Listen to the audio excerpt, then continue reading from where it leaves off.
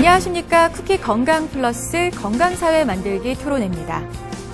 지난 5월 23일은 희귀질환관리법에서 정한 희귀질환 극복의 날이었습니다. 정부는 지난해 말부터 희귀질환자의 어려움을 해소하기 위해서 희귀질환관리법을 시행해 희귀질환 의약품 개발 지원 등 종합 대책을 추진하고 있는데요. 아울러 희귀질환 환자의 보장성 강화를 위해서 위험분담제와 경제성 평가 면제 특례 제도를 운영하며 신약의 환자 접근성을 향상시키기 위한 정책을 추진해왔습니다. 그럼에도 희귀질환 환자들은 국가 차원의 보다 적극적인 지원과 대책이 필요하다고 강조하는데요. 또한 치료를 담당하는 의료 현장에서도 희귀질환 치료의 건강보험 급여 기준 합리화와 전문가 의견 반영이 필요하다는 의견을 꾸준히 제시하고 있습니다. 저희는 오늘 희귀질환 중 하나인 다발골수종에 대해 알아보면서 재발률이 높은 다발골수종의 치료 보장성 강화와 효율적인 신약의 보험 적용 방안을 모색해보는 자리를 마련했습니다. 먼저 나와주신 참석자 4분 소개하겠습니다. 건강보험심사평가원 김국희 약제등재부장 나와주셨고요. 반갑습니다. 안녕하십니까. 옆에는 국민일보 쿠키뉴스 조민규 보건의료 전문 기자십니다. 반갑습니다. 안녕하세요. 네, 맞은편에는 화순 전남대병원 혈액내과의 이재준 교수 함께하고 계시고요. 네, 만나서 반갑습니다. 네, 반갑습니다. 마지막으로 한국다발성골수종환우회의 백민환 회장이십니다. 반갑습니다. 네, 네 분 모두 오늘 활발한 토론 부탁드리겠습니다. 우리는 오늘 희귀질환 중 하나인 다발골수종에 대해서 이야기를 좀 나눠 볼 텐데요. 이에 앞서서 희귀질환과 희귀질환 관련 정책에 대해 좀 이해하는 시간을 가져보려고 합니다. 희귀질환 혹은 희귀난치성 질환이라고 표현을 하는데요. 정확히 희귀질환이란 무엇인지 설명을 좀 해주시죠. 이재준 교수님. 예. 우리나라는 희귀질환이라는 그런 기준이 있습니다. 우리 환자가 발병되는 환자들이 2만 명 이하를 우리나라는 희귀질환이라고 하는데, 이 다발골수종이 거기에 속하겠습니다. 그래서 이 다발골수종은 이제 저희들이 말하는 악성 혈액 질환 중에 하나인데요. 그래서 희귀질환에서 포함되겠습니다. 희귀질환이라고 따로 저희가 통계를 잡지는 않는데 정부에서 희귀난치 질환에 대해서는 지원하는 사업이 있습니다. 일단 그 사람들은 좀 본인 부담 여기에서 이제 조금 특례를 받게 되고요. 일단 그렇게 관리하는 희귀질환, 난치질환 리스트가 있기는 합니다. 그렇군요. 근데 실제로 하나하나 환자 수는 굉장히 소수겠지만 희귀질환자 수를 전체로 합쳤을 때는 그래도 규모가 좀 꽤 될 거라는 생각이 드는데요. 실제 국내 희귀질환 환자 수가 좀 파악이 되고 있나요? 어떻습니까? 지금 국내의 그 희귀질환 환자 수는 한 70만 명 정도로 있는 걸로 알고 있습니다. 그럼 개별 환자 수는 적지만 전체 희귀질환 수를 합치면은 그 규모가 그렇게 적지는 않은 수가 되는 거네요. 네, 그렇죠. 네. 때문에 이제 희귀질환에 대해서도 좀 보다 많은 관심이 필요하다 이런 목소리가 계속 나오고 있는 이유일 텐데요. 이에 발맞춰서 작년 말에 희귀질환관리법을 시행한다는 또 반가운 소식이 있었습니다. 정부가 희귀질환관리법을 시행하게 된 배경, 또 어떤 내용들을 추진하고 있는지 좀 설명을 해주시죠. 저희는 일단 그 건강보험에 대한 지원책이고요. 지금 일단 희귀질환관리법에 대해서는 일단 그 희귀질환을 관리하는 법으로 제가 지금 인지를 하고 있고, 이 희귀질환에 대해서는 지금 아까 말씀드린 대로 그 건강보험 본인 부담금을 좀 낮춰준다라든지 아니면은 좀 등재 신약을 건강보험으로 적용하는 데 있어서의 어떤 그 특례제도 이런 것들을 건강보험에서는 지금 적용을 하고 있습니다. 그러니까 본인 부담을 좀 줄이는 방안을 적용하고 있고 또 신약의 보험 등재가 될 수 있도록 특례 제도를 추진하고 있다라고 말씀을 하셨는데, 그렇다면 그간에 이렇게 희귀질환 관리 정책이 추진이 되어 온 걸 많이 지켜보셨을 것 같아요. 조민규 기자님. 어떻게 평가하시는지 좀 궁금합니다.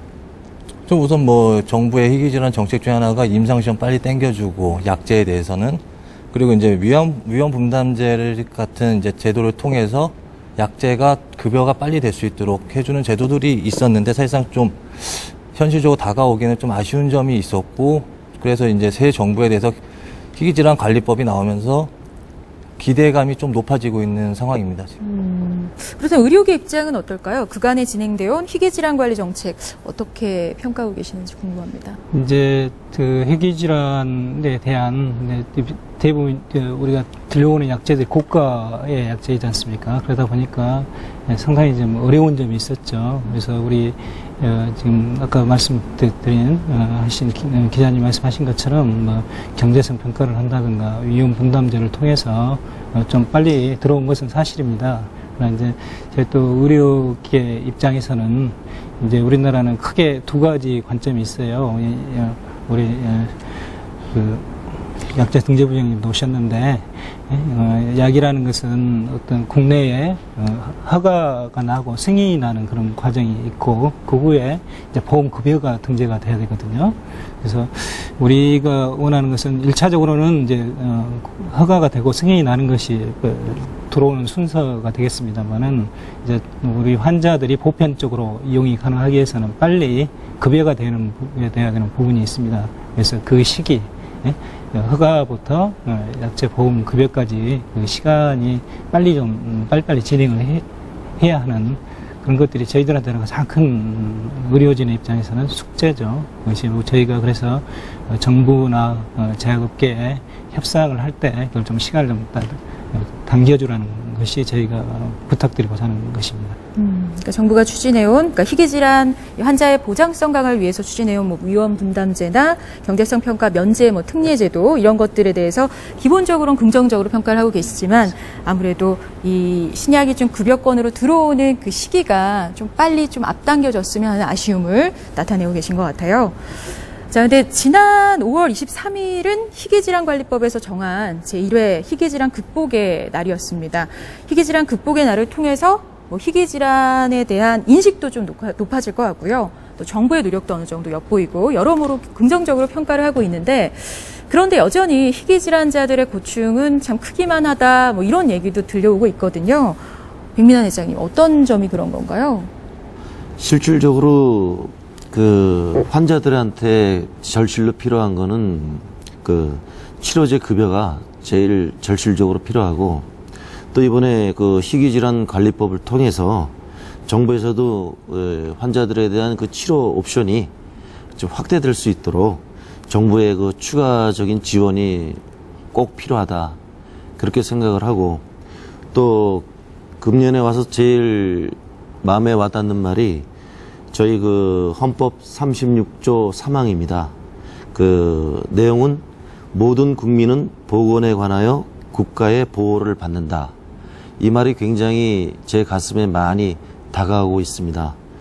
또한 문재인 대통령께서 그 비급여의 전면 급여화를 공약하셨기 때문에 우리 환자들이 이 앞으로 5년간 거는 기대는 굉장히 큰 기대라고 할 수 있습니다. 그러니까 그동안의 정책을 좀 체감하지 못했던 환자들도 이 새 정부가 내세운 비급여의 전면 급여화, 이 기본 기조에 대해서는 굉장히 큰 기대감을 나타내고 있는 걸로 생각이 되는데요.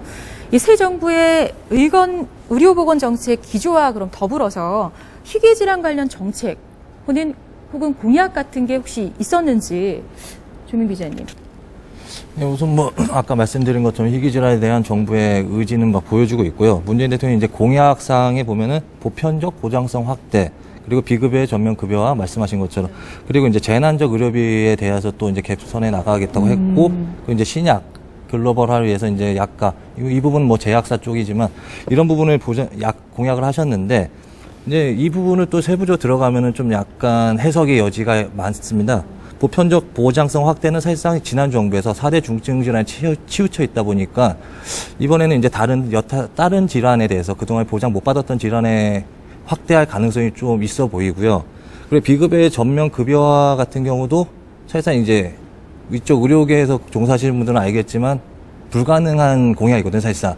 그래서 이제 사실상 물어보면은 모든 비급여를 급여하겠다는 게 아니라 일정 부분 안에서 들어왔다가 퇴출되거나 아니면 들어오려고 노력하는 제품 우선적으로 그런 부분을 먼저 급여를 하겠다는 게 취지였던 것 같습니다. 제가 느끼기에는. 네, 맞습니다. 그런 부분 이제 공약적으로 내세웠고 이제 4대 중증 질환에서 과연 어느 정도 보장이 다른 쪽으로 넘어갈지는 이제 좀 새 정부 움직임을 봐야 되겠죠.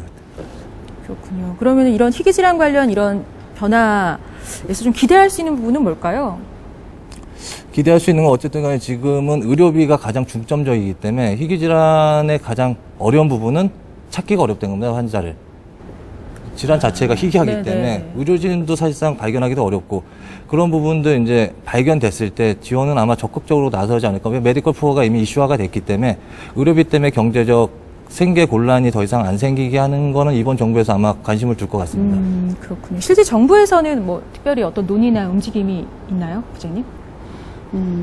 일단 말씀 여러분들 하신 것처럼 희귀 질환은 일단 한 사람당 쓰는 약값이 되게 고가고 이게 장기적으로 이제 투여를 해야 되다 보니까 일단 개인적인 입장에서는 굉장히 부담이 커서 어쨌든 보험이 되지 않으면 쓸 수가 없는 상황이라는 것이 굉장히 이제 문제고 그래서 일단 뭐 정부에서도 이런 부분들을 계속 어떻게 해소하려고 노력을 했었습니다. 그래서 저희가 이제 보험을 해줄 때 그 2013년 저희가 9월부터는 그 좀 경제성 평가라고 하는 이 약이 얼마나 경제적인지 보는 그 잣대를 조금 탄력적으로 되게 폭넓게 인정을 해서 좀 높은 가격이더라도 급여가 되도록 했고요. 그리고 이제 15년 5월 달부터는 이런 그 경제성을 이 약이 얼마나 경제적인가 하는 평가를 아예 면제할 수 있는 트랙도 만들고 아시다시피 이제 위험 분담제라고 해서 너무 가격이 고가거나 하면 제약사가 그 위험을 같이 분담을 하는 거죠. 나누는 그런 위험 분담제도 적용하고 이러면서 굉장히 정부에서는 노력을 해왔습니다. 근데 이제 그럼에도 불구하고 이제 너무 이제 등재까지 좀 기간이 오래 걸리다 보니까 이분들은 오래 기다리실 수가 없잖아요. 일반 만성질환이랑 다르게 진행을 하고 또 사망하는 경우도 있고 해서 이제 빨리 좀 더 등재를 좀 단축시키는 방향으로 계속 또 지금 검토를 하고 노력을 하고 있습니다. 그러니까 정부도 희귀질환 치료의 보장성 강화를 위해서 여러 정책들을 좀 탄력적으로 다듬어가고 있는 과정이고 그리고 그 필요성에 대해서는 굉장히 공감하고 노력하고 계시는 걸로 지금 파악이 되는데요. 자, 그렇다면 이제 앞으로 새 정부 정책에 있어서 희귀질환 관련해서 이런 부분은 좀 관심을 가져줬으면 좋겠다 하는 좀 당부의 말씀이랄까요? 이런 게 있다면 해주시죠. 저희가 지금 논의하고자 하는 다발 고수정이 있지 않습니까? 네.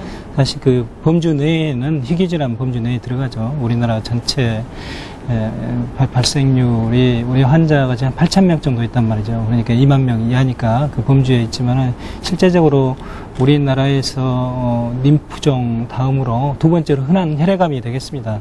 많은 분들이 예를 들어서 백혈병은 잘 아시지 않습니까? 네. 그런데 다발 골수종 상당히 생소하게 들릴 수가 있는데 성인에서 이 다발 골수종이 급성 골수종 백혈병보다 발병률이 더 높단 말이죠. 그렇기 때문에 이제 범주 내에는 희귀질환이지만은 실제는 희귀질환이 아니겠습니다. 그래서 좀 이 질환에 대한 인식이 우선적으로 필요하겠고요. 그리고 이제 우리 부장님도 이야기하셨지만은 약제 자체가 아주 고가의 약제잖아요. 고가 약제이고 그렇기 때문에 이제 환자가 이게 급여가 되지 않으면은 실질적으로 우리 약은 있지만은 사용하지 못하는 그런 문제점이 있어요. 그래서 물론 이제 우리 일부 환자들은 본인이 비급여로 이게 의료보험 100%로 충분히 지불을 할 수 있는 환자들은 아주 소수잖아요. 이제 하지만 대다수의 환자들이 그걸 쓰지 못하고 해서 더욱더 큰 좌절을 겪는 거거든요. 그렇기 때문에 우리가 배 회장님도 말씀하셨다시피 가장 중요한 것이 우리 의료진 입장에서는 급여화가 필요로 하겠습니다. 그래서 이런 급여화를 빨리 좀 할 수 있는 방법이 필요로 하겠고요. 우리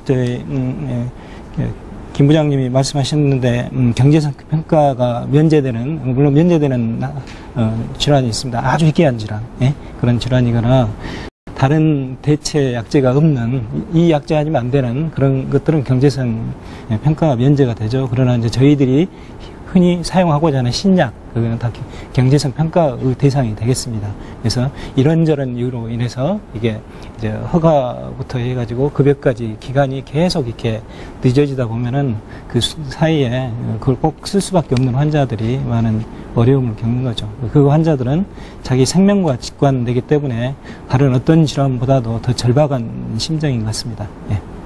그러니까 환자들의 좀 치료 보장성을 강화하기 위한 관련 정책들이 좀 탄력적으로 운영될 수 있었으면 좋겠다라는 의견 주셨는데 환자 입장에서는 어떨까요? 정부의 좀 가장 절실하게 뭐 좀 바라는 바 희귀질환 관련 정책에서 환자들이 바라는 바는 뭘까요? 저희 역시도 지금 교수님 말씀하신 것과 같이 그 중요한 거는 이 환자들의 질병 극복에 있어서는 치료에 사용하는 치료제가 제일 중요한 것입니다.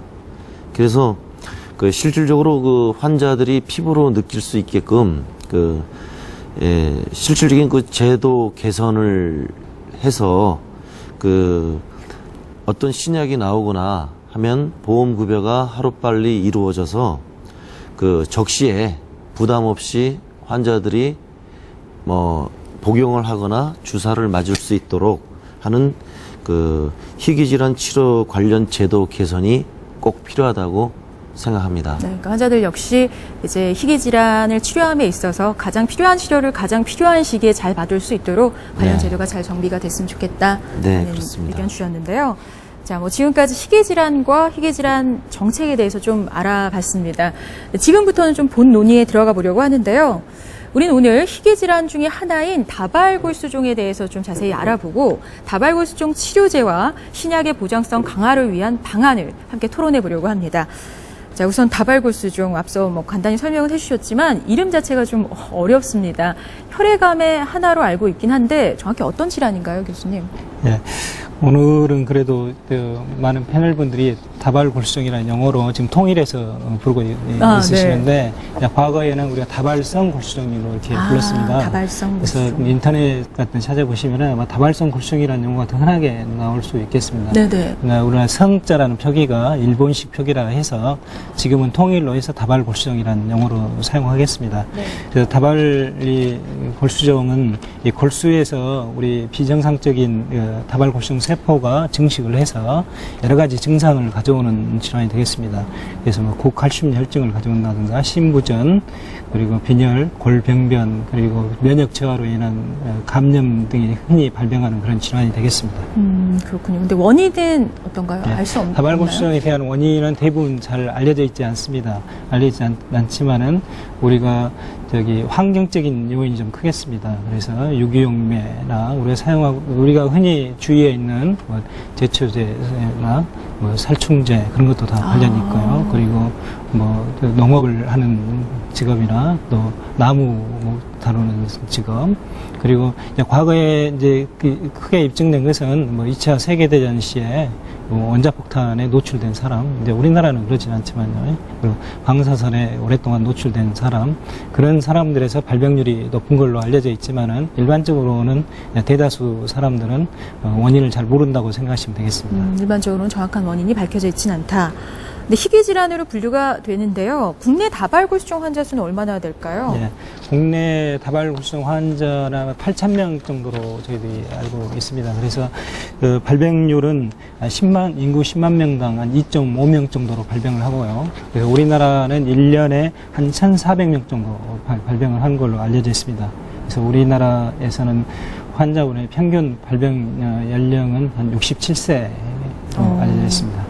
평균 연령이 67세, 예, 고령에서 고령 일반적으로 질환이라고 생각하시면 되겠습니다. 그렇군요. 그럼 발병률은 좀 증가세를 보이는가요? 어떻습니까? 예, 그렇습니다. 이 통계를 보시면은 최근 한 20년 사이에 10배 이상 급증한 질환이 되겠고요. 그리고 최근 10년 사이에 한 2배 정도로 이렇게 급증한 질환이 되겠습니다. 그래서 이렇게 우리나라가 이 다발골수종 질환이 이렇게 급증하는 이유가 크게 이제 세 가지로 우리가 설명을 합니다. 하나는 이제 우리 의료 환경이 좋아졌잖아요. 그리고 진단이 증가를 한다든가, 두 번째는 아까 원인에 말씀드렸다시피 여러 가지 환경적인 요인들이 있고요. 이제 무엇보다도 우리나라가 이렇게 급증하는 가장 큰 이유는 우리나라가 고령화의 속도가 전 세계적으로 가장 빠른 나라잖아요. 그렇기 때문에 우리나라가 고령화 사회 때문에 이렇게 증가한 걸로 생각을 하고 있습니다.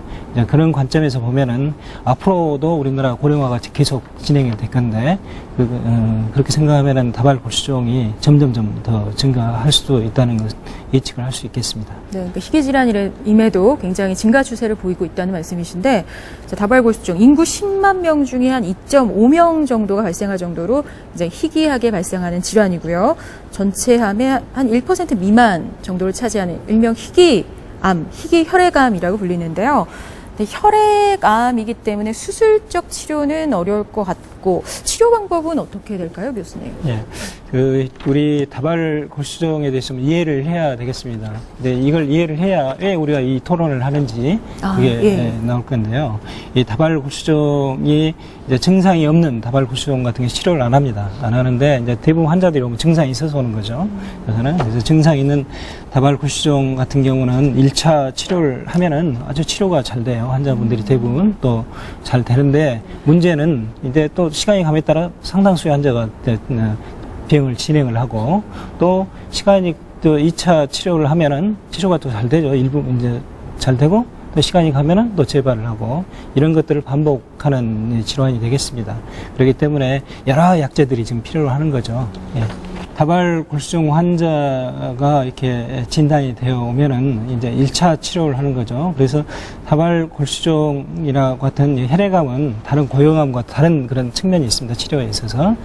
우리가 다른 질환과 틀리 자가 조혈 모습 이식이라는 그런 무기를 가지고 있는 거죠. 그래서 환자가 자가 조혈 모습 이식의 대상군인지 아닌지 그걸로 나누어서 치료를 접근합니다.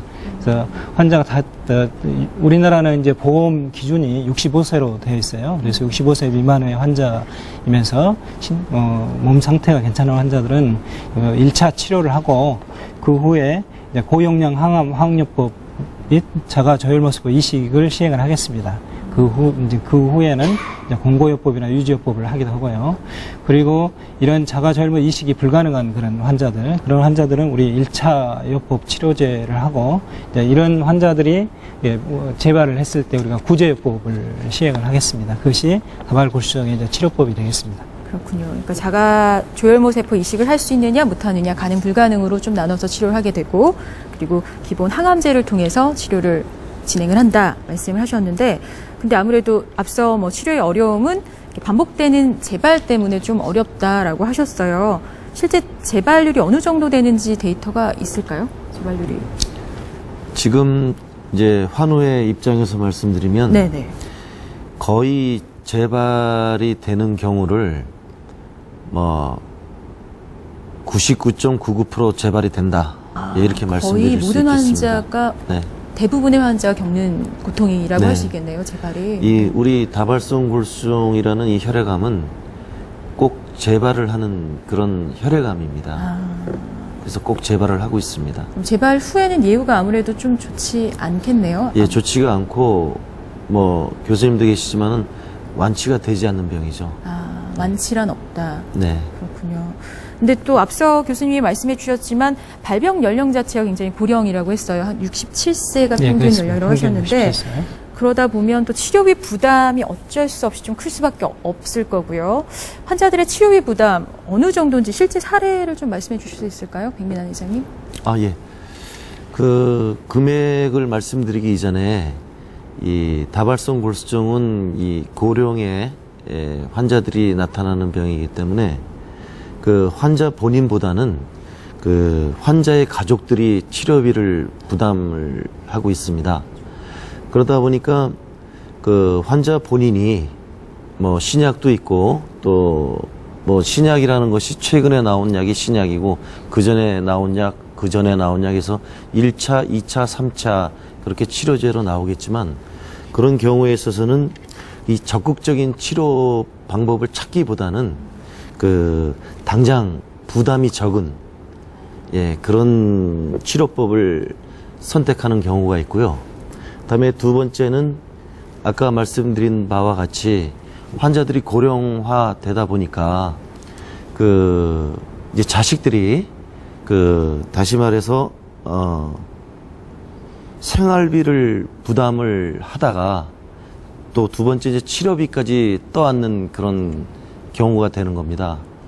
그래서 이제 환호에 올라온 그런 얘기인데 어떤 이제 며느님이 이제 글을 쓰신 건데 시어머니가 다발성 골수증에 걸렸는데 참 보험 급여가 되지 않는 신약을 필요로 한다. 근데 꼭 또 환자 본인은 꼭 그 약을 쓰고 싶어 하죠. 예, 꼭 그 신약을 써서 병을 이기려고 하는 거고 또 밑에 자녀들 입장에서는 또 돈이 들어가고 하다 보니까 약을 쓰지 않을 수는 없는 거고 그래서 이제 저희가 걱정하는 거는 이 고가 항암 그런 신약으로 인해서 환자가 쓸 때 메디컬 푸어의 걱정이 많다. 그래서 그걸 금액으로 꼭 말씀드릴 수는 없지만 그래도 그 신약을 쓴다면 1년에 1억에서 한 1억 2천 정도는 들어가지 않을까. 그러니까 급여가 되지 않는 신약을 사용할 때. 비급여 항암 신약이기 때문에 그렇게 추산하고 있습니다. 신약의 중요성에 대해서 한마디 좀 하겠습니다. 그래서 이제 우리가 지금 사용하고 있는 이제 면역 조절제나 표적 치료제 그런 것들이 전 세계적으로 2000년도 중반에 이렇게 임상에 도입이 됐습니다. 그래서 여기 그래프를 보시면은 이제 이 신약이 들어온 이후 통계와 그 전 통계를 보시면은 국외에서 2005년부터 2010년 사이에 그런 생존율이 이 신약을 사용하지 않았던 그런 생존율보다 월등하게 많이 향상이 됐거든요. 이제 우리 국내 통계도 저희가 가지고 있는데 국내 통계를 한번 보시면은 이제 이게 우리나라는 좀 보험 급여가 좀 늦게 됐단 말이죠. 외국보다 늦게 돼서 저희들이 이제 이런 새로운 신약들이 본격적으로 사용한 시기를 한 2010년으로 이렇게 잡아서 봤을 때 2010년부터 2014년까지와 2002년부터 2009년까지 이렇게 보시면은 생존율이 유의하게 이렇게 많이 증가를 했습니다. 그래서 신약이 얼마나 이런 환자들한테 중요한지 이렇게 시사하는 면이 있고요.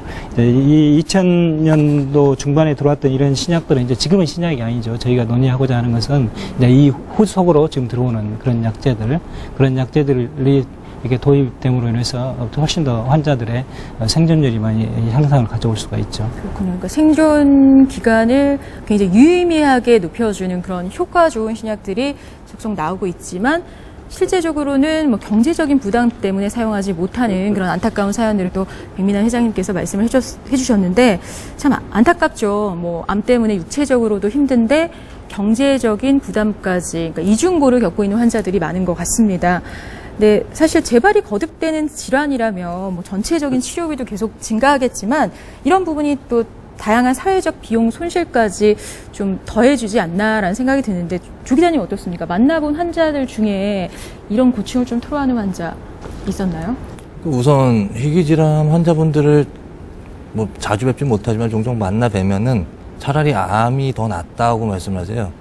약간 소외돼 있다는 느낌을 갖고 계시는 거죠, 정부에서. 희귀질환이기 때문에. 예, 약간 제가 그분들이 자세한 얘기는 또 안 해주시는 부분이 있는데 약간 이제 특히 다발골수증 같은 경우에는 재발 많고 그리고 연령대가 높다 보니까 자식분들이 의료비를 지출을 하고 근데 내가 살 날이 얼마 남았어. 근데 자식 입장에서는 불효거든요, 또. 받기도 뭐하고 안 주기도 뭐하고 되게 애매하거든요. 근데 결국 이 환자분들이 살고는 싶어 하세요. 그래서 좀 더 효과적인 치료를 받았을 때 확 뛰어나게 살았구나 하는 느낌이 있으면 좋은데 다발골수증 또 재발이 또 생기고 하니까 이거를 어떻게 해야 되나 고민이 많으시죠. 다분 못 내시는데 고민은 항상 갖고 계신 것 같아요. 이런 부분에. 그렇군요. 근데 사실 이런 비용 증가도 문제가 되겠지만 재발을 거듭할수록 환자 상태는 더 나빠지고 또 다음 치료에 대한 반응도 좀 감소할 것 같거든요. 그러다 보면 사용 가능한 치료 옵션 또한 좀 줄어드는 게 아닌가라는 생각도 드는데 어떻습니까, 교수님? 예, 그러죠. 저희들이 이제 아까 1차 치료제를 하고 이제 또 거의 재발을 했을 때 2차 치료제, 3차 치료제, 4차 치료제 가지 않습니까? 그래서 이제 쭉 치료를 하다 보면은 더 이상 치료할 수 없는 약들이 있는 거죠. 그 시점에서 이제 신약 같은 것에 부딪히는 거죠. 이제 환자분들한테 이걸 공고를 해야 되는 게 맞는 건지, 예? 아니면은 그런 경제적인 것을 고려해서 차라리 공고를 안 하는 것이 맞는 거지. 그래서 상당히 딜레마입니다, 의사로서. 단지 약제가 있는데 공고를 안 하는 것도 그러고, 또 공고를 함으로 인해서 만약 이 약제가 다른 질환과 달리 만약에 한번 우리 막대한 비용을 지불해서 한번 치료를 해서 좋아질 수 있고 완치가 가능하다면은 일반 환자를 다 그렇죠. 그러나 이 질환 자체가 장기적으로 치료를 해야 되는 질환이라서 그렇게 쉽게 이렇게 공고하기 어려운 그런 의사로서 그런 딜레마가 있습니다. 그러니까 뭐 재발이 되거나 기존 약제에 좀 불응하는 그런 환자들에게 새로운 약, 그러니까 새로운 치료 옵션을 권해야 하는데 그 약이 급여권에 안 있는 약인 경우에는 이걸 권해야 되나 말아야 되나 이런 고민들을 하게 되시는군요. 네. 자, 그렇다면은 지금부터는 본격적으로 다발골수종 치료제랑 치료제의 접근성에 대해서 좀 논의를 해볼까 합니다. 앞서 다발골수종은 완치가 어렵다 하셨고요. 재발하거나 기존 치료제에 더 이상 반응하지 않는 환자들이 지속적으로 발생한다고 말씀해 주셨는데요. 그렇다면 무엇보다 재발했을 때 효과적인 치료를 좀 안정적으로 이어가는 게 중요할 거란 생각이 드는데요. 현재 허가된 다발골수종 치료제는 몇 개나 되나요, 김 부장님? 일단 지금 급여되고 있는 항암제는 크게 이제 1군과 2군으로 나누어서 지금 사용되고 있습니다. 1군은 이제 기존에 이제 그 암세포만 골라 죽이는 게 아니라 전방위적으로 다 죽이는 지금 기존에 그런 이제 고전적인 항암제가 거의 이제 1군이고요. 2군 항암제라고 해서 요즘에 이제 흔히 나오는 표적 항암제라든지 이제 그런 것들을 따로 이제 구분해서 저희가 이제 급여를 하고 있고, 지금 최근에 이제 항암제는 뭐 볼테조밉이라든지 아니면은 뭐 레블리미드라든지 최근에 허가된 뭐 키프롤리스 이런 좀 새로운 약들이 계속 나오고 있는 상황입니다. 신약은. 근데 일단 새로 나온 신약이 효과는 좋은데, 그리고 가격도 저렴하면 얼마나 좋을까 싶은데 안타깝게도 가격은 굉장히 올라가거든요. 근데 저희가 이제 그 신약을 급여하는 절차를 잠깐 말씀을 드리면, 임상적인 측면, 효과 측면하고 비용적인 측면을 검토를 하게 되는데, 효과가 기존의 약보다 좋아야지 될 거잖아요, 국민이 쓰는데. 그래서 효과가 좋아졌는지 안전한지 이런 부분들을 검토를 하고, 그다음에 급여 범위를 아까 교수님 말씀하신 것처럼 약을 재발했을 때 잘 써야 되기 때문에 이거를 단계를 잘 나누어서 해야 되니까 이 약은 이때 쓰는 게 좋겠고, 이런 순서와 범위를 검토를 해서 그다음에 가격이 적정한지를 이제 살펴봅니다. 그런데 저희가 이게 등재가 시간이 오래 걸리는 것이 이제 그 임상적인 측면도 있지만 요 비용적인 측면에서 제약사가 가격을 등재를 신청을 하면 그 가격을 가지고 급여를 해줄 만하다, 이제 급여가 적정하다 아니다를 평가를 하게 되는데, 제약사가 높은 가격을 내게 되면 일단 급여하기가 그만큼 힘들어지는 거죠. 그래서 제약사가 가격을 또 이제 인하를 하게 되고 이런 시간들이 많이 걸리면서, 왜냐하면 이게 환자 부담이 큰 약이라 저렴하게 보험 가격이 책정이 돼야 이 건강보험도 그렇고 환자들도 이게 본인 부담이 낮아지니까 오래 쓸 수가 있는 것인데, 이제 제약사들이 아무래도 이제 고가화 정책을 펴다 보니까 이 가격을 이제 인하하는 요런 데에서 시간이 좀 많이 걸리고 있는 상황입니다.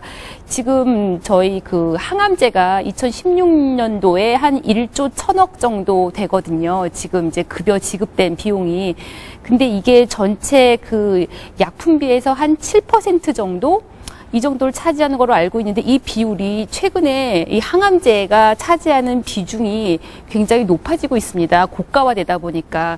그래서 이제 이런 부분들도 이제 정부 쪽에서는 충분히 이제 고민을 하고 있긴 한데, 그렇지만 뭐 무엇보다도 중요한 건 타이밍이잖아요. 환자가 말씀하신 것처럼 환자를 위해서 약이 있는 거고, 약이 너무 늦어져서 돈 때문에 못 써서 이거를 이제 실기하는 것은 너무 안타까운 일이기 때문에 이거를 단축하기 위한 방법들을 지금 다각도로 여태까지도 노력해왔지만 그 부분을 많이 노력하고 있습니다. 네. 그러니까 아무래도 치료 효과가 입증되는 약제들이 많이 등장하다 보니까 이제 허가되는 다발골수종 치료제는 점점 증가하고 있는 그런 추세고, 하지만 아무래도 그 고가의 약제들이다 보니까 제약사와 이 약가 협상 부분에서 이게 급여 안으로 들어오는데 시간이 걸리는 부분은 좀 안타깝다라는 말씀을 해주셨는데, 근데 실제로 지금 어떻습니까? 그 치료를 받고 있는 환자분들 약제 치료 효과 많이 얘기 나눌 것 같은데 치료 효과가 좋나요? 실제로 얘기 나눠볼 때 느끼시기에 어떠세요? 지금 현재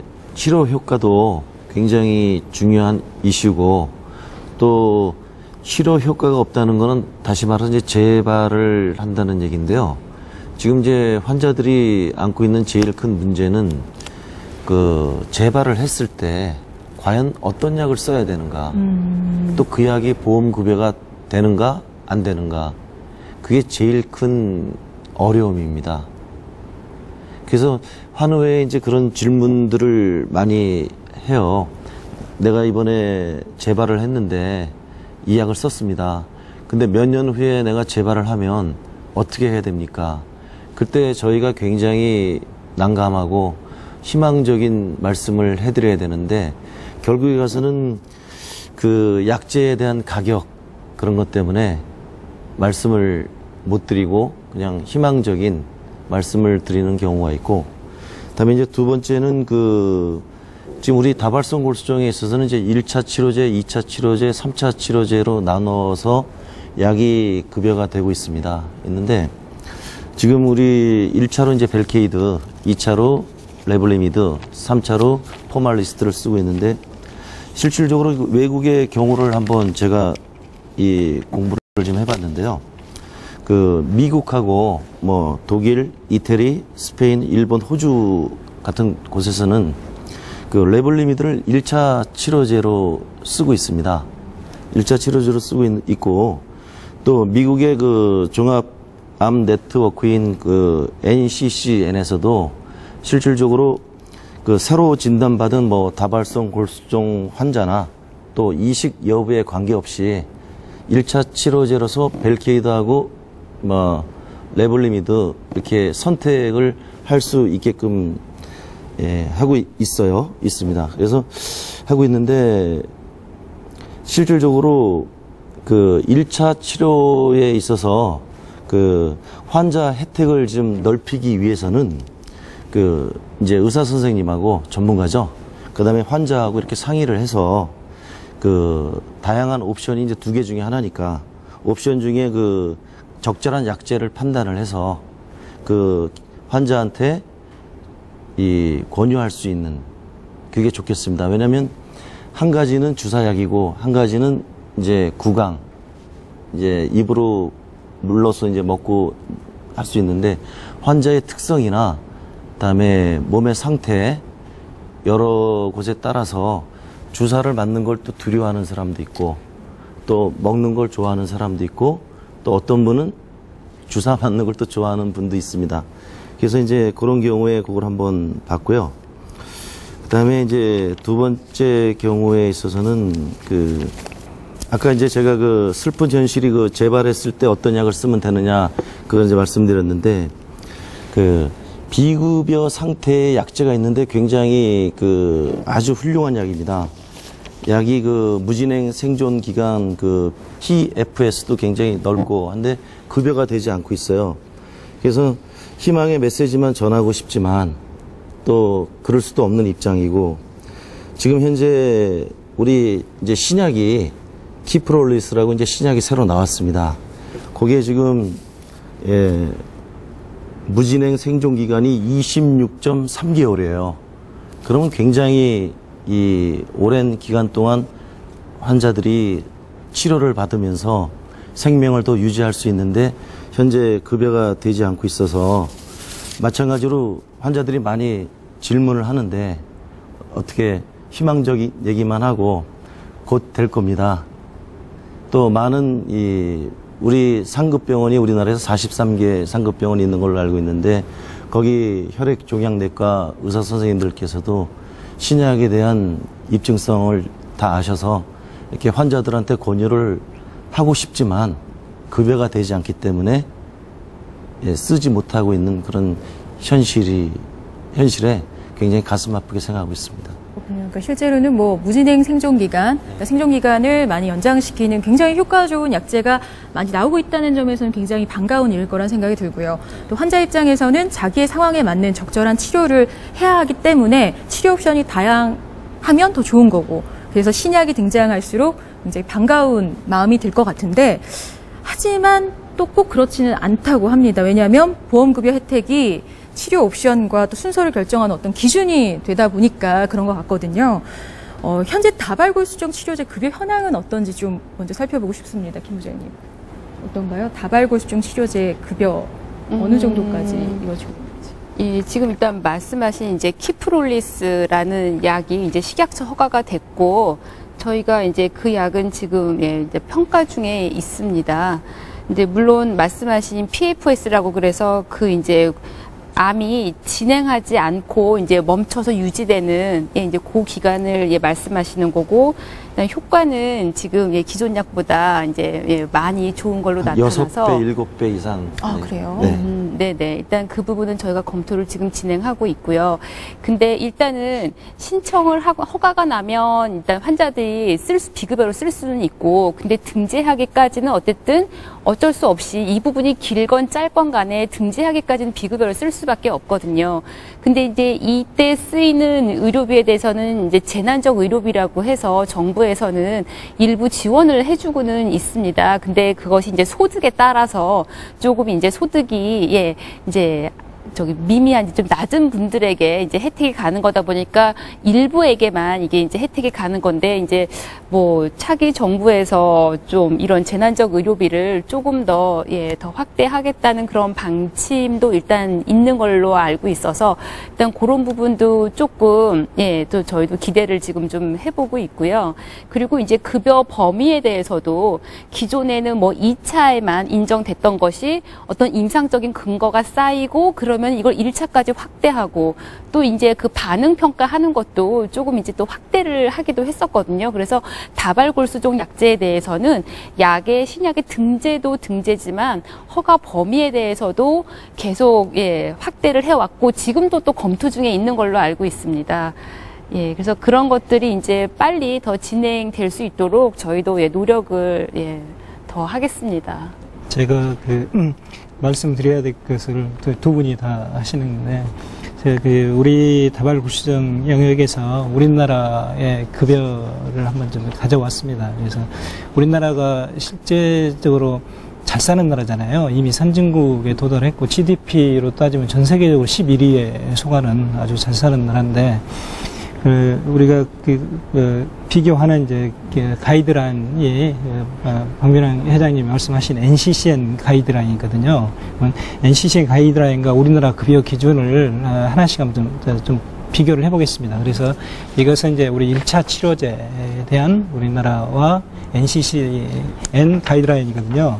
그래서 보시면은 NCCN 우리나라를 먼저 볼까요? 우리나라는 이제 현재 보르테조밉을 기반으로 하는 이제 보면 급여가 지금 보르테조밉을 하는 벨케이드 상품명으로 보르테조밉과 덱사메사손, 그 보르테조밉 탈리도마이드 덱사메사손 요법이 보험으로 급여가 되어 있습니다. 그러면 이제 외국 같은 경우는 어떻게 되어 있는가 한번 보죠. 외국 같은 경우는 여기 보시면은 그 위쪽에 공고, 이 치료를 했으면 좋겠다 하는 것이 있고요. 위쪽에. 아래쪽은 기타 요법이 있습니다. 그러면 이제 외국에서는 이 공고안이 이미 이제 우리가 사용하고 있는 것이 기타 요법으로 들어가 있어요. 물론 우리가 치료하는 요법도 좋은 요법입니다. 그러나 이미 이제 선진국에서는 이 보르테조밉과 네날리도마이드를 병합하는 요법이 1차 요법으로 이용이 가능하고요. 그리고 그 네날리도마이드 이 단독 네날리도마이드와 덱사메사손 요법도 이 1차 요법으로 들어와 있습니다. 그리고 이제 고령 환자를 보겠어요. 이식이 불가능한 그런 환자를 보시면은 우리나라도 이제 보르테조밉을 베이스로 하는 VMP 요법이 보험이 돼 있거든요. 그렇기 때문에 아주 좋은 치료법인 것은 사실입니다. 하지만 이제 이미 애국에서는 이 BMP 요법을 떠나서 벌써 보르타제믹과 네날리도마이드, 덱사메사손을 병합하는 그런 치료를 하고 있고요. 현재 우리나라에서 1차 요법으로 가장 큰 문제가 되는 것 중에 한 약제가 네날리도마이드, 덱사메사손 요법이 1차 요법으로 들어와야 됩니다. 근데 현재는 이제 승인은 돼 있거든요. 승인은 돼 있는데 아직 급여가 되지 않기 때문에 이게 이제 그림의 떡이죠. 이제 그런 것이 좀 있고요. 그리고 이제 치료를 하면 또 유지요법이라는 것도 있습니다. 우리나라는 유지요법 자체가 보험이 안 됩니다. 우리나라는 유지요법 자체가 보험이 안 되고 이제 기관에 따라서는 뭐 탈리도마이드를 쓴다거나 뭐 덱사메사손을 쓴다거나 그렇게 하고 있는데 외국에서는 네날리도마이드가 유지요법으로 들어와 있고요. 이 네날리도마이드를 유지요법으로 이제 미래에는 해야 되겠는데 사실 여기까지 우리가 해주라고 할 수는 없고요. 근데 꼭 필요한 약이 되겠습니다. 재발 불응성 환자를 보시면 이렇게 많은 약제들이 NCCN 가이드라인에 이렇게 와 있습니다. 그러면 그 중에서 우리가 카테고리 1이라는 것은 이 치료를 표준요법으로 공고한다는 것이 있거든요. 그래서 표준요법으로 공고하는 걸 보면 우리나라는 이제 이 보르타제믹이라는 그런 약제를 1차 약제로 사용을 하고 6개월 이상에 걸쳐서 지나서 재발을 하면은 다시 또 치료할 수가 있거든요. 거기에 치료를 못하는 환자들이거나 이 선행 치료에 부작용이 있는 환자들은 이 네날리도마이드가 현재 급여가 되어 있습니다. 그래서 상당히 좋은 일이고요. 그리고 3차 약제로는 우리나라는 포말리도마이드가 지금 급여가 되어 있거든요. 근데 현재 이제 여기까지 보시면은 이제 외국에서는 이 수많은 약들이 이렇게 병합이 되어 있다는 거죠. 그래서 특히 이제 저희들이 아까 백 회장님이 말씀드린 그런 키프롤리스 같은 경우도 우리나라 이제 인정인 승인은 나 있거든요. 상당히 이제 좋은 약들이 많이 기다리고 있죠. 네, 기존에는 뭐 사실 환자 자체가 적다는 이유로 희귀 질환에 대한 연구가 좀 적었고 그에 따른 신약도 적다 보니까 치료 옵션 자체도 적었잖아요. 그렇지만 지금은 효과 좋은 신약들이 많이 나오고 있다는 이 부분에 대해서는 굉장히 긍정적으로 바라보고 계신 것 같은데요. 그리고 이 흐름에 맞춰서 뭐 정부 역시 다발골수증 급여 기준을 점차 확대해 나가고 있습니다. 근데 이 부분을 어떻게 평가하고 있는지도 사실 궁금하거든요. 사실 뭐 환자나 의료계 입장에서는 좀 더 확대해야 한다. 신약 사용의 유연성이 필요하다라고 주장을 하고 계시지만 조 기자님 어떻게 바라보시는지 좀 궁금합니다. 이제 뭐 치료제가 많다는 거는 되게 좋은 건데 치료요법도 아까 교수님 말씀하신 거 되게 많습니다. 근데 이게 급여가 돼야 되는 문제가 있고, 근데 그걸 다 해주면은 현실적으로 재정이라는 게 분명히 있는데, 그럼 불가능한 거죠, 사실상. 근데 이게 아까 다발골수종이란 특성은 분명히 생각을 해야 될 것 같아요. 재발이 많고, 그러면 기존에 있던 약들은 안 된다는 거거든요, 거의. 그럼 새로운 약을 찾아야 내가 살 수 있는 건데, 이게 다른 질환처럼 아까 말씀드린 것처럼 치료가 된다 그런 전제가 있는 게 아니고 또 재발될 수 있고 또 재발될 수 있고 때문에 많은 치료제들이 계속 나오고 있는 거고 이거는 사실상 충돌이 일어날 수밖에 없을 것 같아요. 재정하고 새로운 치료제하고 그렇다고 급여를 다 해주면은 아마 다른 질환 환자분들이 굉장히 많은 민원을 또 넣으실 거예요. 왜 우리는 안 해주냐. 근데 살릴 수 있는 방법 그거는 살짝 제약사하고 정부하고 이 절충점 찾는 거예요. 경계에서 평가도 일부 방법이지만 그런 방법에서 어느 정도 양보가 필요하지 않나. 왜냐하면 사실상 국민을 제일 중심에 두고서 움직여야 되는데 국민이 건강하기 위해서 서로 양보가 필요한 거고 정부에서는 어느 정도의 사실상 정부 면피라는 게 필요하거든요. 내가 이 정도에 줬을 때는 이 정도의 효과를 보장을 해줘야 되는 거고 그런 부분을 제약사도 책임을 져야 되고 자료 제출이 제일 기본인 거고 가격에서 정부에서도 무조건 안 돼 끊기보다는 약간 유연성은 분명히 필요합니다. 그렇게 생각합니다. 그거는. 자, 그렇다면 치료 효과를 좀 그 정부가 평가하고 급여화하는 이런 부분 기준에 대해서 또 어떤 입장이 있으실 것 같아요. 어떻게 평가를 하시는지 백민환 회장님 보세요. 그거에 대해서 말씀을 드리면 어떤 경우가 있냐면은 이제 다발성 골수증 재발한 환자에 대해서 말씀드리는데 이제 어떤 뭐 우리가 2차 치료제도 있고 이제 3차 치료제도 있지 않습니까? 근데 그 약을 쓰는데 그 환자는 굉장히 약을 좋아하고 내 몸에 맞는다고 느낍니다.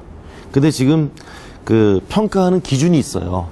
그 평가하는 기준이 그 재발 및 불응성 다발골수증의 경우에는 최소 관해 이상이 되어야만 급여를 계속할 수 있다. 그거에 대해서 굉장히 안타까운 생각을 많이 가집니다. 그리고 환우회 회장을 하면서 많은 환우들이 이거는 좀 바꿔줘야 되지 않느냐 그런 지적도 많이 받습니다. 그 예를 들어서 이제 다발성 골수정에 M단백이라는 이제 우리 평가 기준이 있는데 그게 예를 들어서 50이었다. 그러면 지금 재발 및 브루스 환자의 최소 간에는 100으로 하겠습니다. 100이었다. 그럼 25 이상은 줄어야 된다는 얘기예요. 75 이하로 돼야만 계속 급여를 해서 그 약을 쓸 수 있는데 환자가 처음에 첫 달에 100이었고 둘째 달에는 95였고 셋째 달에는 90이었고 넷째 달에는 85다. 그러면 다섯째 달부터는 급여가 안 되는 겁니다. 그래서 그게 굉장히 안타까운 현실입니다. 제가 좀 그 설명을 좀 해주시죠. 보충 설명 좀 해드리겠습니다. 좀 어려운 게 설명을 하셨는데 이제 과거에는 이제 예를 들어서 2차 약제를 사용했단 말이죠. 이 약이 보험 급여가 돼서 사용을 하면은 쭉 지속적으로 사용하는 기준이 있을 거 아니에요. 그래서 과거에는 4주기를 투여했을 때 부분 반응 이상을 보이는 환자가 계속 투여액을 하면 급여가 됐습니다. 이게 M 단백이 50% 떨어진 것을 이제 저희가 부분 반응이라고 이야기하거든요. 근데 다행히 이제 이게 좀 완화가 됐어요. 완화가 돼서 우리가 최소 반응으로 완화가 돼서 25% 정도 이상 떨어진 환자가 보험 급여가 될 수 있게끔 이 폭이 좀 좋아졌거든요. 상당히 고무적인 일입니다. 그러나 이제 그걸로는 부족하다는 말입니다. 저희가 이제 백 회장님 말씀 의료진 입장에서는 질환의 특성상 이게 고형암도 이제 그런 걸로 알고 있는데 고형암도 이게 병이 진행하지 않는 경우 이 치료를 써서 병이 진행하지 않는 우리가 그것을 안정성 질환이라고 하거든요. 안정성 반응을 보이는 그 이상을 급여를 해줬으면 좋겠다는 거죠. 그러니까 지금 현재는 최소 반응까지는 보험이 드는데 그 이하 이 약을 투여해서 병이 진행을 하지 않는 환자들은 아마 급여를 해줘야 되지 않냐. 그런 것 그게 저희가 요구하는 그 혈액암에 대한 기준이 되겠습니다. 이런 의견에 대해서 어떻게 생각하시는지? 네, 어차피 지금 약은 한정돼 있고, 근데 계속 병은 재발을 하기 때문에 이거를 우리가 가지고 있는 무기를 효율적으로 잘 사용을 해야 되는 거잖아요. 너무 이거를 빨리 중단해도 안 되고, 그리고 너무 오래 끌어서 치료 기회를 놓쳐도 안 되기 때문에 효율적으로 이걸 잘 사용을 해야 되는데, 말씀하신 그런 이제 평가, 이 반응을 평가하는 부분에 있어서 예전에는 파셜 리스판스라고 그래갖고 부분적인 반응이 그게 아니면은 중단하도록 했다가 미니멀 최소로 2015년에 이제 그걸 확대를 한 거고요. 지금 이제 아까 말씀하신 스테이블 디지즈 어떤 안정적인 상태 여기까지도 이제 건의가 지금 들어왔기 때문에 그 부분도 검토를 진행하고 있습니다. 그래서 이제 그 부분도 지금 검토가 되고 있기 때문에 조금만 더 일단 좀 기다려 주셔야지 될 것 같고요. 그리고 아까 이제 교수님 말씀하신 그 NCC에는 이제 미국에서의 그 가이드라인이고 저희가 이제 유럽의 가이드라인 이런 것들 그다음에 교과서 뭐 이런 것들을 다 이제 학회 의견도 저희가 받고요. 그리고 저희가 이제 암질환 심의위원회라고 저희 그 외부에 이제 그 혈액종양이나 전문가분들로 구성된 그런 위원회가 있어서 이 약에 대한 급여 기준이나 이제 이런 것들을 범위 같은 것을 평가를 이제 같이 논의를 해주시거든요. 근데 아까 그 NCCN 미국 가이드라인에 있는 약제 중에서 우리나라에서 아직 급여가 되고 있지 않은 거는 이제 허가가 최근에 추가가 돼서 지금 검토 중에 있거나 아무래도 이게 미국하고 약간 좀 시차가 있기 때문에 이제 그런 부분들을 상당 부분은 지금 검토가 진행되고 있는 부분이라서 일단은 저희도 이제 많이 노력은 하고 있는데 조금만 더 이제 기다려 주시면은 어떨까 싶고 앞으로도 이제 뭐 아까 세포 치료제도 말씀하셨고 면역 항암제도 이제 들어올 거고 그런 약들이 새로운 개념의 치료제다 보니까 또 기존에 불응했던 환자한테서도 어떤 기회가 될 수 있을 거라는 희망이 있고 그런데 저희 이제는 가격적인 면에서도 그런 약들이 상당히 지금 고가여서 이제 그런 부분들에 대해서도 제약사에 조금 더 이런 것들을 적절한 가격으로 할 수 있도록 이제 그런 노력도 저희는 같이 병행을 해야 될 필요가 있어 보입니다. 그리고 지금 되게 제가 아까 그 부장님이 암질환 심의위원회를 물론 거기에 다 전문가들이 포함되어 있거든요. 우리 고형암, 혈액암. 그러나 이제 저희가 요구하는 것은 이제 저희는 한국다발골수증 연구회라고 다발골수증을 주로 보는 의사들이 있거든요. 이게 다발골수증 보는 의사들이 누구보다 잘 알거든요. 이게 우리 전문가 의견을 좀 들어줬으면 좋겠다는 겁니다. 네. 그리고 저희들이 저희들 전문가들도 우리 국민의 한 사람이잖아요. 그러니까 약이 싸게 들어와서 우리 환자들이 우리나라 재정이 적게 소요되면 하면 좋죠. 그러나 이제 이게 약이라는 게 개발을 하는 과정이 있지 않습니까? 특히 이제 우리 희귀 질환이잖아요. 희귀 질환이라는 것은 그 대상 수도 많지가 않고 뭐 이런 당뇨나 고혈압처럼 대상 수가 많다면은 개발하는 회사 입장에서 약가가 싸질 것이고 또 이 자체는 또 임상 연구하기도 어렵잖아요. 그렇기 때문에 그 개발하는 그 과정이 상당히 소요가 됩니다. 그래서 서로 이렇게 정부도 조금씩 양보를 해주고 제약회사도 많이 양보를 해야죠. 양보를 해서 서로 절충점을 맞는데 그것을 좀 빨리 좀 당겨졌으면 좋겠다는 것이고, 그리고 아까 이제 우리가 실제로 신청을 해서 보면은 좀 애로점이 있어요. 그런 심평원에서는 뭐 전문가 집단 의견을 들었다고 하거든요. 경제성 평가도 그러고 암질환 심의위원회도 그러고요. 뭐 위험분단 이게 다 객관적으로 하시는 거잖아요. 그러나 이제 우리가 요구한 것은 정말 거기에 이 다발골수증 환자를 보는 의사들의 의견을 좀 적극적으로 좀 반영했으면 좋겠다는 건의를 좀 드리고 싶습니다. 그리고 이제 저희들에게 좀 같이 면담할 수 있는 기회도 좀 같이 있었으면 좋겠습니다. 거기에 대해서 한번 제가 추가 의견이 있습니다. 다른 항암 약도 마찬가지겠지만 특히 다발성 골수증에 있어서는 급여가 돼도 좀 적절한 시기에 급여가 됐으면 좋겠다 하는 생각을 늘 갖고 있습니다. 왜냐하면 1차 약을 쓰고 재발한 경우에 2차를 쓰고 2차 또 재발한 경우에 3차를 쓰는데 약을 기다리다가 돌아가시는 분도 많이 계셨고 또 이 항암 치료제라는 이 약 자체가 사실은 아주 독약이지 않습니까? 항암약은. 그러면 암 치료를 받으면서 환자가 자기 몸의 상태가 좀 호전됐을 때 치료를 받아야 되는데 거의 7, 80% 모든 게 파괴가 됐을 때 급여가 돼서 그 약을 쓰다 보니까 별로 도움이 안 되는 거죠.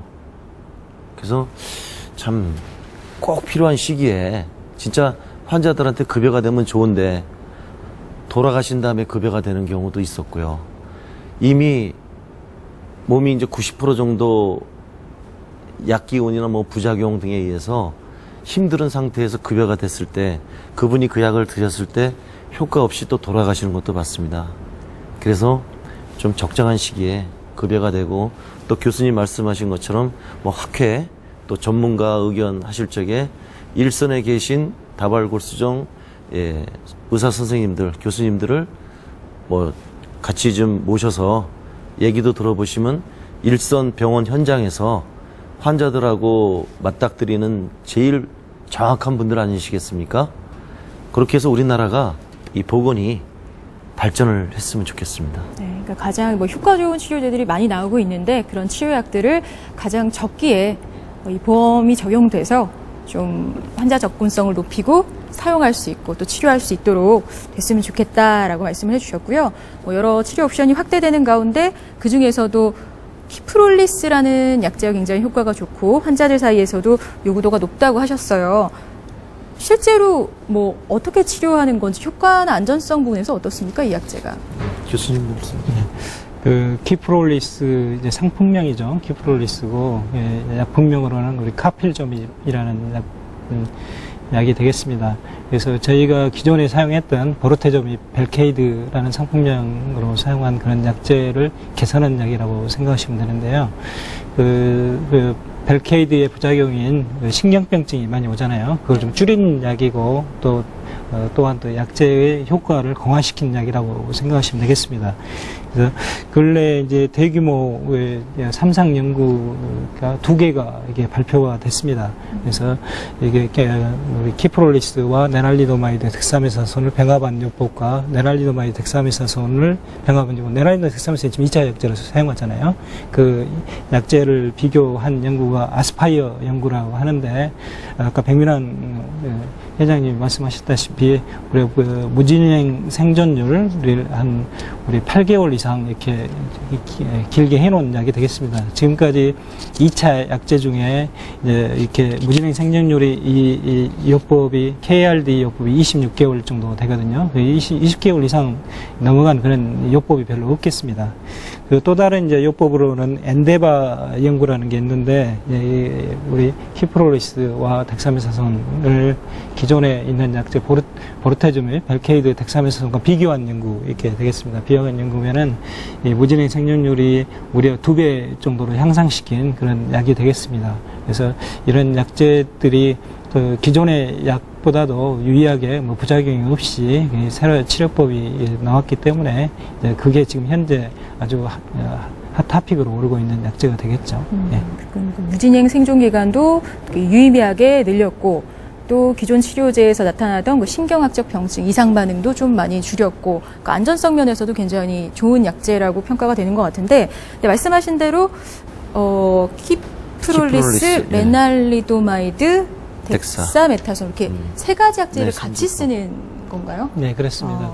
여기 1차적으로 이제 2015년도에 우리 국내 승인이 난 요법은 KRD 요법이 되고요. 네랄리도마이드 덱사메타손과 병합한 그런 요법이 되겠는데, 초기에 이 약제가 이제 승인이 났을 때 사실 기존의 네랄리도마이드 덱사메타손 2차 약제로 급여가 돼 있었잖아요. 이제 KRD 요법으로 하면은 급여가 다 안 해주는 우리나라 세 가지 약제가 다 급여가 안 되는 새로운 요법으로 추가돼서 이렇게 보험이 안 됐단 말이죠. 그렇기 때문에 이 KRD 요법으로 하려면은 이 키프롤리스 약과 플러스 네랄리도마이드를 100%로 내야 되는 그런 어려움이 있었습니다. 그러나 이제 최근에 그게 개선이 됐어요.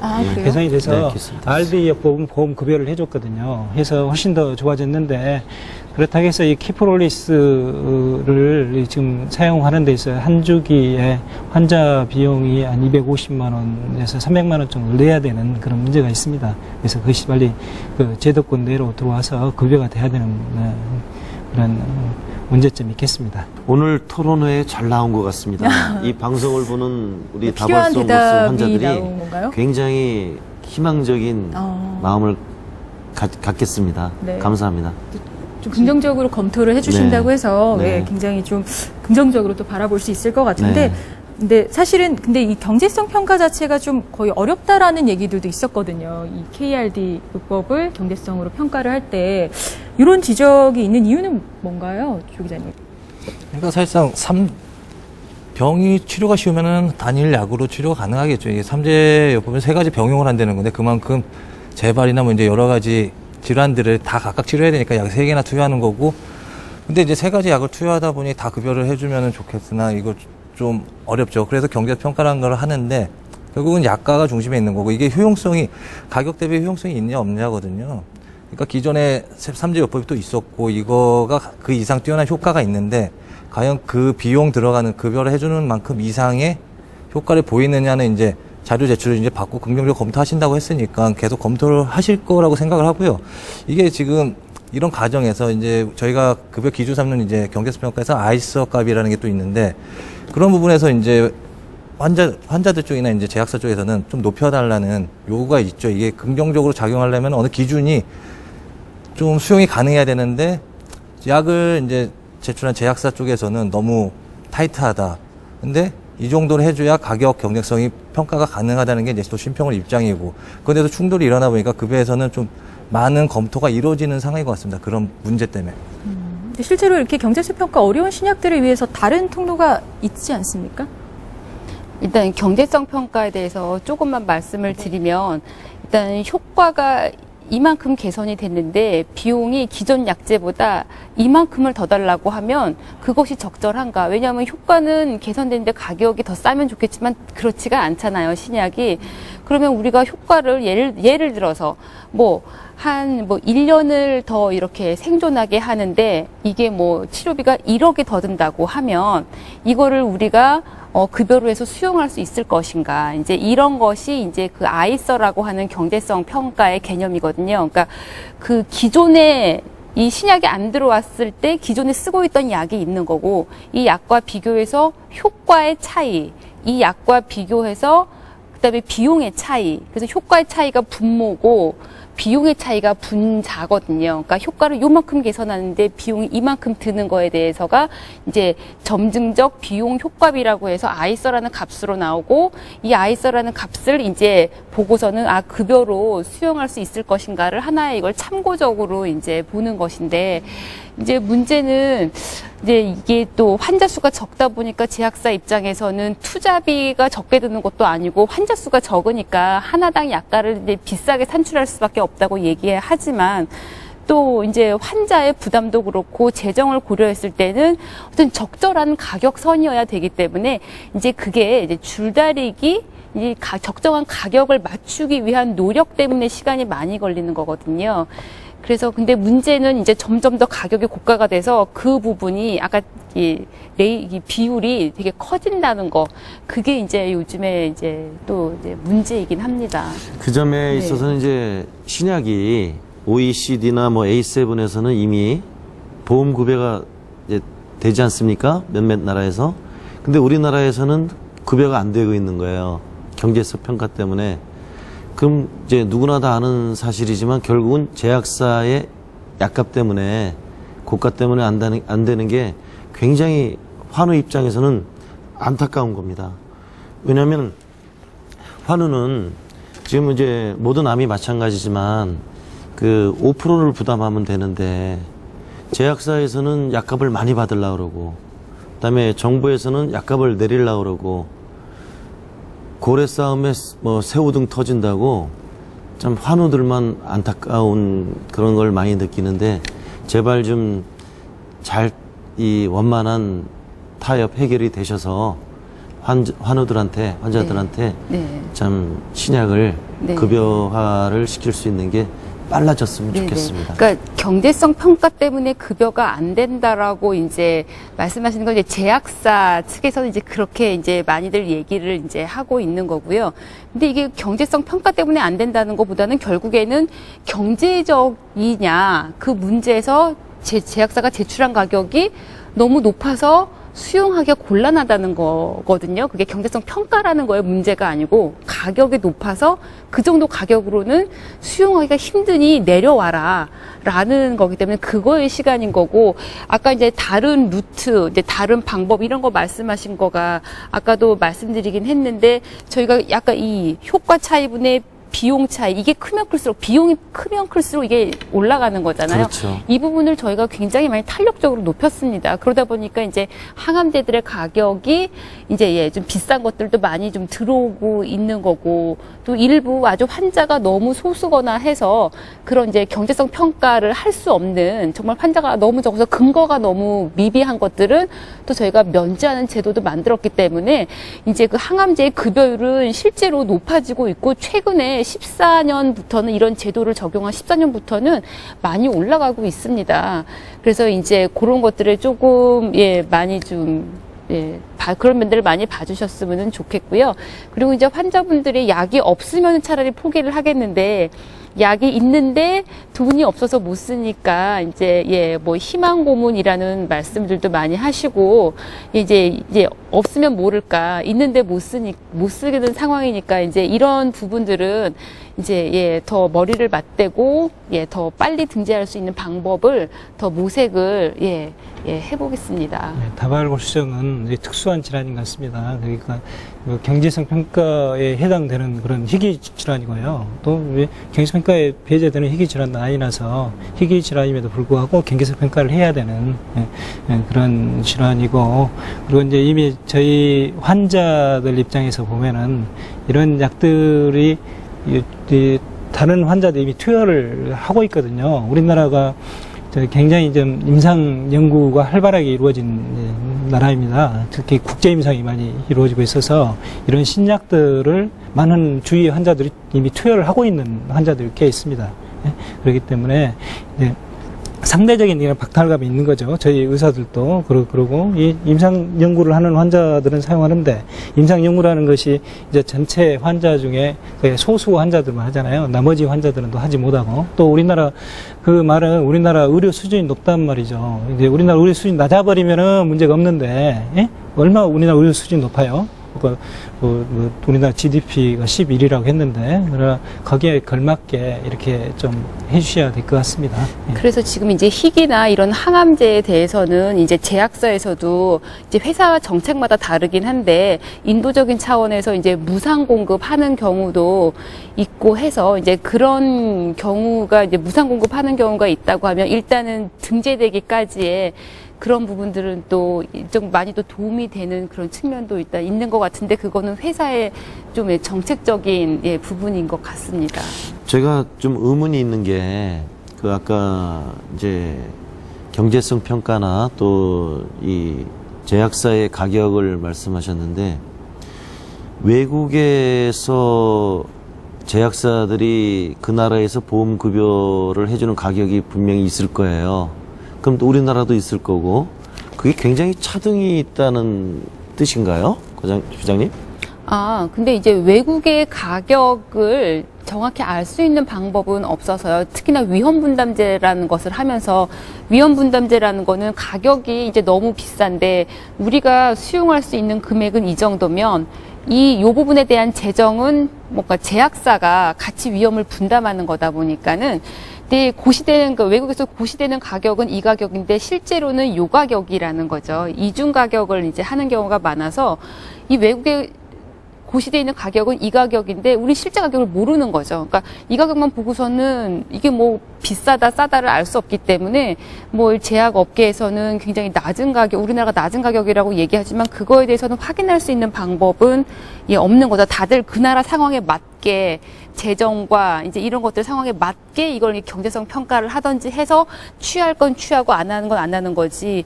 이 약가라고 하는 것은 그 나라의 상황에 따라서 얼마든지 이게 바뀔 수 있고 이 수준은 가려져 있기 때문에 실제 가격은 그 부분은 정확하게 확인하기가 곤란한 사항입니다. 저희 환자들이 제일 우려로 하는 부분이 어떤 신약이 나왔을 때 결국은 보험급여가 안 되면 그 회사가 철수하지 않을까 하는 우려 때문에 환자들이 많이 불안해하고 걱정하고 또 뭐 외국 나가서 그 약을 뭐 처방을 받겠다. 그건 뭐 조금 소수의 의견이지만 그런 것 때문에도 환자들이 많이 걱정을 합니다.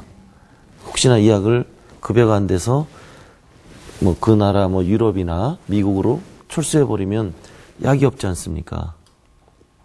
지금 우리 다발성 골수정도 이 약, 저 약 다 쓰다가 결국은 재발을 하기 때문에 다시 신약인 뭐 키프롤리스나 아까 또 말씀하신 그 뭐 무슨 다잘릭스 그런 약이 계속 지금 개발하고 있는 거 아니겠습니까? 그래서 환자들 입장은 하루빨리 그 지금 새로 등재되는 그 신약이 허가 승인된 약이 빨리 등재되기를 원하는 겁니다. 그러니까 효과가 입증된 신약이 빨리 좀 보험으로 적용을 받았으면 좋겠고 이제 그런 부분에 대해서도 정부가 굉장히 제도를 좀 탄력적으로 운영을 하면서 노력하고 계신 걸로 알고 있어요. 실제로 뭐 얼마 전에 그 유방암 치료제 퍼제타 같은 경우에도 같은 이유로 여러 가지를 이렇게 병용해서 쓰는 요법이었는데 그런 이유로 3년 넘게 4회 이상 급여 등재를 실패하다가 최근 들어서 급여가 등재가 됐거든요. 이런 맥락에서 기존의 그런 효과 좋은 약들도 좀 잘 적용이 됐으면 그래서 빨리 급여권 안으로 들어왔으면 하는 바람이 듭니다. 자, 그렇다면 오늘 이제 이야기를 나누다 보니까 다발골수종을 비롯한 이런 희귀 질환의 신약 접근성을 높여야 한다라는 부분에 대해서는 다들 어느 정도 공감을 하고 계신 것 같거든요. 그렇다면 좀 혁신적인 신약의 보험 적용을 위해서 제안하실 부분, 또 정부에게 당부하거나 부탁할 사항이 있으면 좀 말씀해 주시죠. 저는 이제 취재하면서 항상 정부 쪽하고 충돌을 계속 보게 되는데요. 경제적 평가 때문에 뭐 약이 급여가 늦어진다. 사실 또 얘기 들어보면은 경제적 평가 때문에 아니라 약가 조절이 안 된 거거든요. 사실상 제출했던 약가 비용 대비 효과. 근데 또 반대로 보면 환자 입장에서는 어쨌든 간에 내 생명이 걸려 있는 건데 1개월을 더 살더라도 충분한 가격을 지불하고 싶으나 돈이 없으니까 그만큼 좀 낮춰달라는 요구거든요. 결국은 이런 부분에 대해서 좀 아까 말씀하신 적정한 시기 그런 거는 들어오자마자 보험급여 해주는 게 제일 적정한 시기죠. 왜 그 상황에서 얼마 안 남으신 분들도 계시기 때문에 이런 부분 서로 고려가 필요하고 아까 말씀했지만 환자를 중심에 두고서 제약사들이 가격을 어느 정도 받고 싶어 하는 건 당연히 약 개발하는데 수정까지 들어가니까요. 그런 거는 찾고 싶으나 하지만 현실이라는 게 국내 사정은 또 감안을 해줘야 되거든요. 그런 부분은. 그렇지만 정부에서는 그만큼 절약되는 재정을 더 많은 약제에다가 투입을 해줘야 되는 그런 모습을 좀 보여줘야지 환자들이 그래도 정부가 노력을 하고 있구나 생각을 할 수밖에 없고요. 백민환 회장님. 저는 어떤 생각을 갖고 있냐면은 실질적으로 우리가 이 고가 항암 신약을 못 쓰는 이유는 경제적인 문제 때문에 못 쓰지 않습니까? 사실은. 그래서 항상 뭐 환우의 바람은 그렇습니다만은 외국에서 임상적으로 해갖고 승인이 된 신약들은 좀 우리나라에서도 조금 제도 개선을 해서라도 조속히 그래도 보험급여를 해주어야 되지 않느냐. 뭐 그런 쪽으로 생각을 하고 있습니다. 좀 더 유연하게 급여 기준을 적용해서 신속히 급여를 해주시면 정말 좋겠습니다. 네. 여러 가지 이야기가 나왔는데 김 부장님, 향후 다발골수종이나 희귀질환 치료제 보장성 강화를 위해 정부가 추진하는 계획이 있다면 좀 알려주시죠. 저희가 작년 9월부터는 아예 그 사전 지원 서비스를 저희가 만들어서 제약사가 신청하기 전에 이런 자료들을 만들 때 좀 애로사항 이런 거 좀 컨설팅이라고 해야 될까요? 그런 거를 저희한테 신청을 하면 저희가 그런 자료 만들 때 이제 그런 것들을 약간 같이 좀 상의를 하면서 하는 사전 지원 서비스도 하면서 제약사가 어쨌든 양질의 자료를 잘 제출할 수 있도록 저희가 지원하는 서비스도 하고 있습니다. 그래서 앞으로 더 제약사랑 이제 이런 것들을 소통을 하면서 더 빨리 등재할 수 있는 방법을 모색해 보려고 합니다. 네. 자, 이제 마무리할 시간이 됐는데요. 마무리 발언 시간은 한 1분씩 드리도록 하겠습니다. 우선은 이재준 교수님. 네, 오늘 이야기를 들어보니까 아주 긍정적으로 이렇게 많은 답변을 받았습니다. 정부에서도 그러고.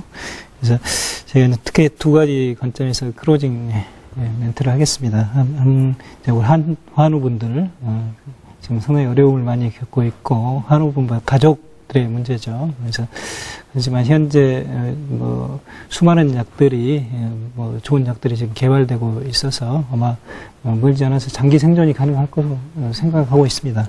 두 번째는 우리 정부와 제약업계죠. 특히 이제 제약업계도 우리 국내 실정에 맞게 약가를 조절해서 우리나라에 들어왔으면 좋겠고요. 그 정부도 이제 새 정부가 들어섰지 않습니까? 그래서 복지 예산을 좀 늘리셔서 우리 환자들이 약이 있는데도 불구하고 치료를 못한다는 건 상당히 불행한 일이잖아요. 그래서 이게 이런 어려운 점이 없었으면 좋겠고요. 그리고 마지막으로는 이제 우리나라에는 아까 말씀드린 여러 가지 시스템이 있잖아요. 약이 들어오는 데 있어서 그런 시스템 플러스 또 우리 일선에서 진료하고 있는 전문가들하고도 같이 좀 의견을 교환을 해서 이러한 것들을 좀 슬기롭게 극복해 나갔으면 좋겠습니다. 네. 감사합니다. 백민환 회장님. 지금 교수님 좋은 말씀을 해주셨고 저는 오늘 이 토론회를 통해서 참 정부의 입장과 계획 좋은 말씀을 들었고 향후 앞으로도 지속해서 돈이 없어서 신약이 있는데도 불구하고 돈이 없어서 약을 먹지 못하고 운명을 달리하는 그런 환자들이 하루빨리 없었으면 좋겠다.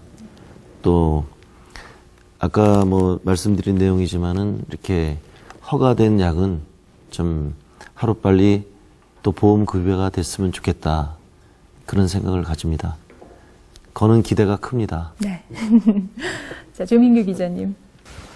제가 요즘에 이제 메디컬 취재를 하면서 가장 많이 듣던 말이 살기 위해 기회를 달라고 저희는 요청하는 거지 살려달라고 하는 게 아닙니다. 그렇게 말씀하시면서 그거는 계속 어디 나가서 말하고 이제 후배들하고 얘기할 때도 얘기를 하는데 그러니까 예전에는 진짜 약이 없어서 살려주세요. 그래서 찾아가가지고 해외 약이 있나요? 뭐 물어보고 다녔는데 요즘 인터넷 때문에 다 어디 해외에 무슨 약인지 다 아시거든요. 근데 살 수 있는 기회가 없다는 거죠. 돈이 없어서. 근데 그런 기회는 좀 이제 없었으면 하는 게 이제 정부가 그런 환자의 목소리에 응답을 좀 해줄 필요가 있고요. 사실 이제는 약가 협상을 이제 약가가 등재될 때 과정을 보면 심평을 해서 평가하고 막 지나간 다음에 건보공단하고 이제 약가 협상을 하거든요. 요즘 심평원이 많은 이야기를 듣는 이유가 너무 타이트하게 하니까 건보공단이 사실 할 게 별로 없어요. 여기서 다 결정돼가지고 거기서 뭐 거의 최종 결정만 하는 그런 분위기로 가고 있는데 그만큼 재정을 아끼려고 노력을 하는 부분이 분명히 이제 정부에 있고 다만 이제 환자들이 요구하는 거 심평원이 분명히 계속 듣고 계시고 소통도 열어놓고 있으니까 분명히 올해 아마 많은 결과물을 낼 거라고 들은 게 있으니까 좋은 결과 있을 것 같습니다. 네, 기대됩니다. 네. 마지막으로 김 부장님. 네, 오늘 패널분들 모두 다 마음은 다 동일한 것 같고요. 그리고 어쨌든 환자가 중심에 있는 거는 맞다고 생각을 하고 요즘 들어오는 약들을 보면 뭐 효과가 개선된 약들이 많이 들어오기 때문에 그건 상당히 고무적인 일이긴 합니다. 근데 다만 이제 가격이 이제 고가화되는 부분에 대해서는 적절한 가격을 빠른 시간 안에 이제 그 결정할 수 있는 그런 이제 제도나 이제 이런 방법들은 더 노력을 해 나가야 될 필요가 있을 것 같고요.